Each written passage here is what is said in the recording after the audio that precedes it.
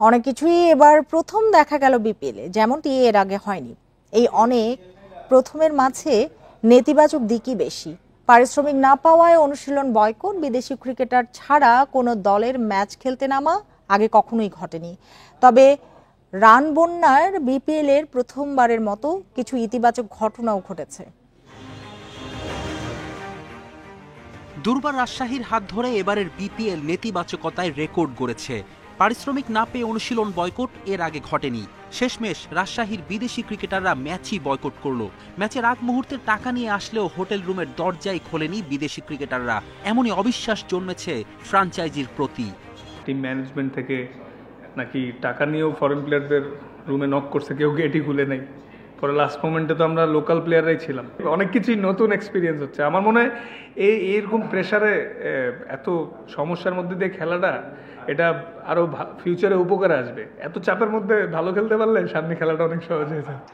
নিরুপায় হয়ে রংপুরের বিপক্ষে কোনো বিদেশি ছাড়াই মাঠে নেমে ফ্র্যাঞ্চাইজি টুর্নামেন্টের ইতিহাসে রেকর্ড গড়ে রাজশাহী।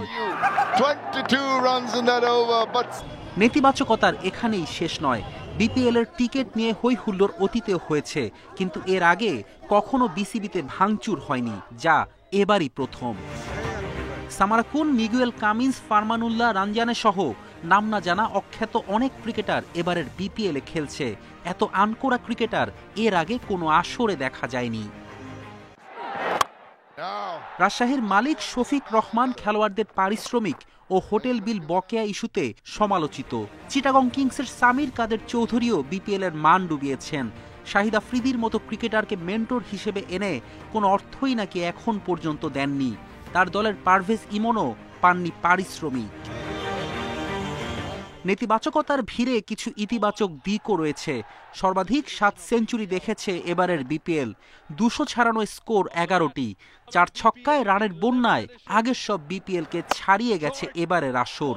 এক মৌসুমে সাকিবের সর্বোচ্চ 23 উইকেট শিকারের রেকর্ডও ভেঙেছেন তাসকিন। তবে নেতিবাচক সমালোচনার ভিড়ে কিছুটা ম্লান এসব অর্জন। বিতর্ক সঙ্গী করে চলা বিপিএল শেষের দিকে। আসরের বাকিটুক ঠিকভাবে সম্পন্ন করাই এখন বিসিবির চ্যালেঞ্জ। ফেরদৌস ইসলাম, ইন্ডিপেন্ডেন্ট নিউজ।